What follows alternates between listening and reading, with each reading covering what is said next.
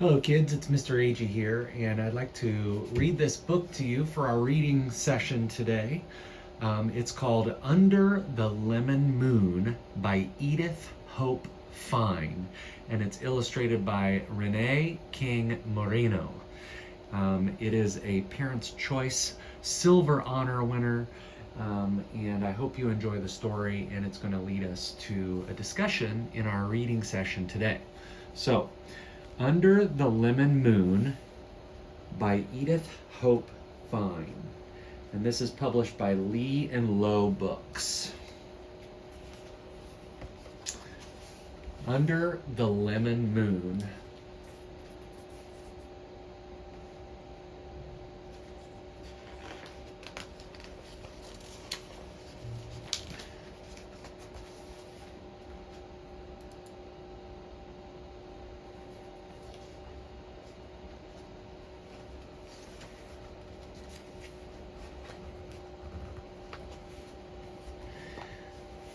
Deep in the night, Rosalinda heard noises.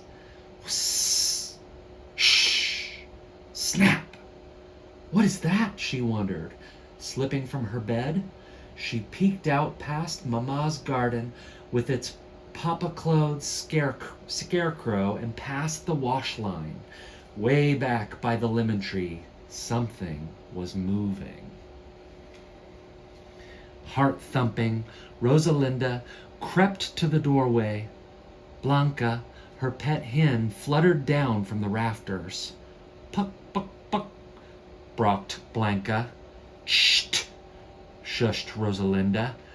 The lemon wedge moon gave only a sliver of light. She waited for her eyes to grow used to the darkness.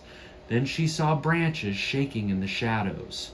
Rosalinda looked harder.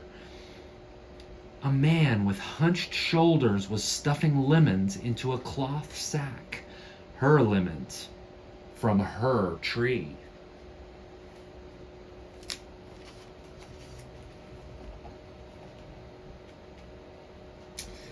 With Blanca under her arm, Rosalinda slipped out and hid behind the scarecrow.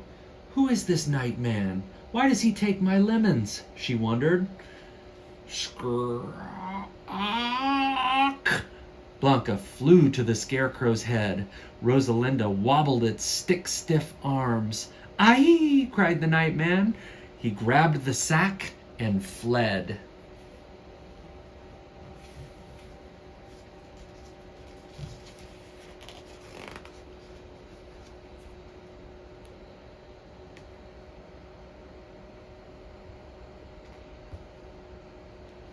In the morning, Rosalinda touched the stump of a broken branch. Not a single lemon was left on the whole tree. A tear slid down her cheek. Oh, mi arbolito, my little tree. Rosalina crooned a sad song as Blanca brocked along. She loved her lemon tree almost as much as she loved Blanca. Why, Blanca? Why did he do this? Rosalinda asked, clutching a bundle of twigs. Blanca's feathers drooped.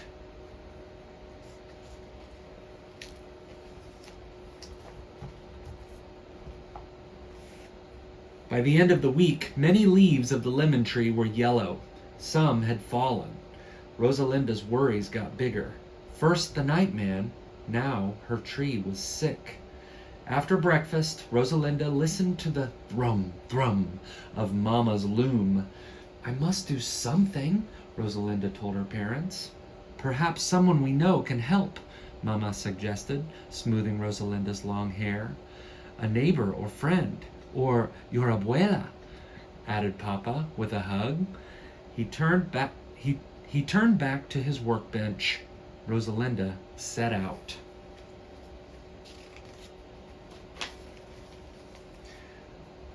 My tree is sick. What should I do? Rosalinda asked her neighbor Esmeralda. I talk to my plants, said Esmeralda, tending her lush flower garden. I did that, thought Rosalinda. Aloud she said, Gracias. She caught up with Signor Rodolfo, her friend of few words. My tree is sick. What should I do? She asked. Much water, he said, heading for the nearby mercado, the marketplace. I did that, thought Rosalinda. She remembered the heavy buckets of water she had lugged to her tree. Aloud she said, Gracias.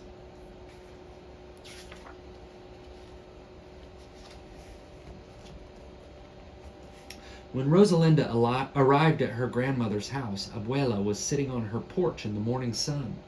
Rosalinda settled in close to her, watching Abuela's knitting needles flash. What should I do for my tree, Abuela? It will take time for your tree to heal, mija, she said. I will light a candle for you. I haven't done that, thought Rosalinda. Aloud she said, Gracias, Abuelita. Abuela eased the worries from Rosalinda's forehead with her warm hand. The candle will help, Rosalinda, Abuela said quietly. Perhaps it will summon La Anciana, the old one. She helps things grow. Everyone had heard rumors of La Anciana, of her powers for bringing rain and making crops grow strong and tall. Tell me again, Abuela, said Rosalinda. For many years of full moons, Abuela began, it has been said there lives an old wise woman with gentle eyes. She walks the countryside helping things grow. Where can I find her? Asked Rosalinda. No one knows, but they say La Anciana will come when she is needed. Rosalinda thought hard. I need you. Please come, Anciana. All day and night Rosalinda waited, but La Anciana did not come.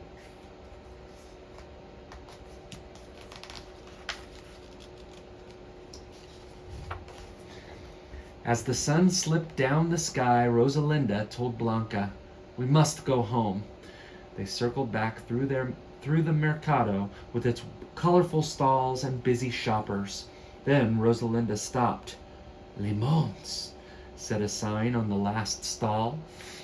Behind a man, a woman rocked a baby. Their two small children played nearby with pebbles.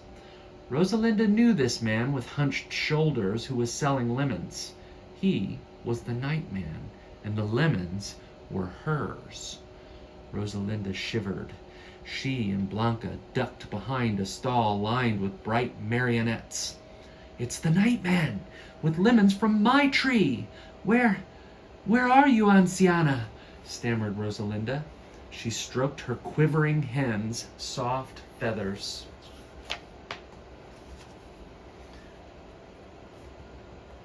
I am here, came a low, sweet voice. Rosalinda jumped.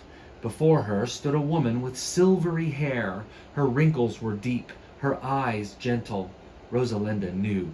Filled with wonder, she couldn't speak. You have looked far for me, Rosalinda, the woman said. Tell me. The woman listened as Rosalinda whispered her story. To take your lemons was wrong, La Anciana murmured. Perhaps he had a need. From her flowing sleeve, La Anciana pulled a strong branch with tiny buds. Mira, watch, said La Anciana. Recuerda, remember. The moon will be full tonight. Rosalinda listened with her heart and mind as La Anciana spoke of how to heal the lemon tree.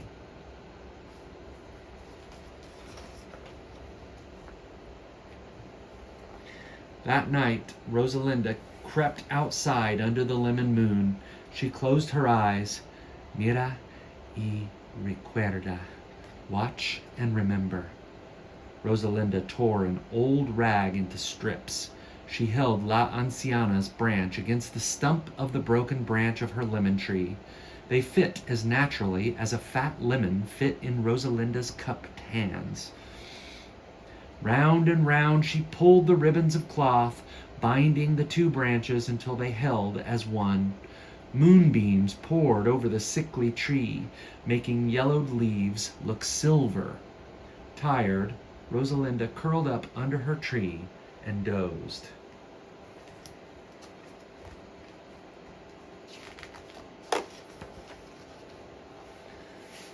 She woke with a start. when Blanca balked. Rosalinda rubbed her eyes, astonished. Her tree glowed golden in the night, dripping with lemons as big and round as baby moons.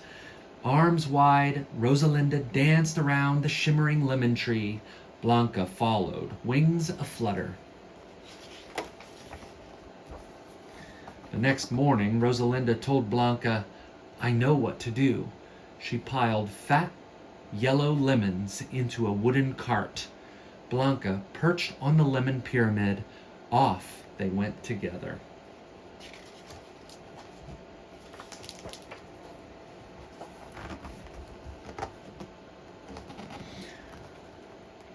Friends and neighbors greeted her on the way. One by one, Rosalinda gave away the amazing lemons. "Que grandes! How big! Gracias," said Esmeralda. Hermosos, said Senor Rodolfo. Lovely. "Que jugosos! How juicy! Gracias," said Abuela.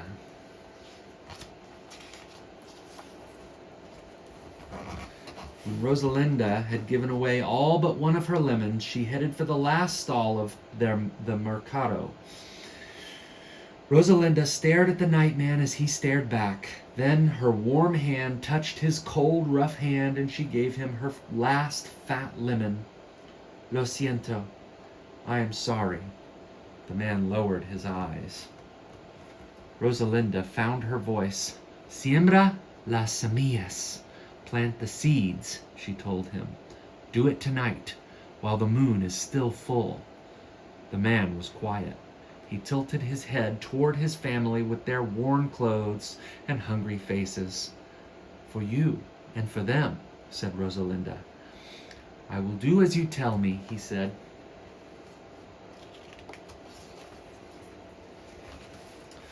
Rosalinda smiled. With a pack, puck, buck, buck, Blanca flip-flapped into the little cart for the ride back home. She settled in, content. Rosalinda felt content too. Except for one fat hen, Rosalinda's cart was empty, but her heart was as full as a lemon moon.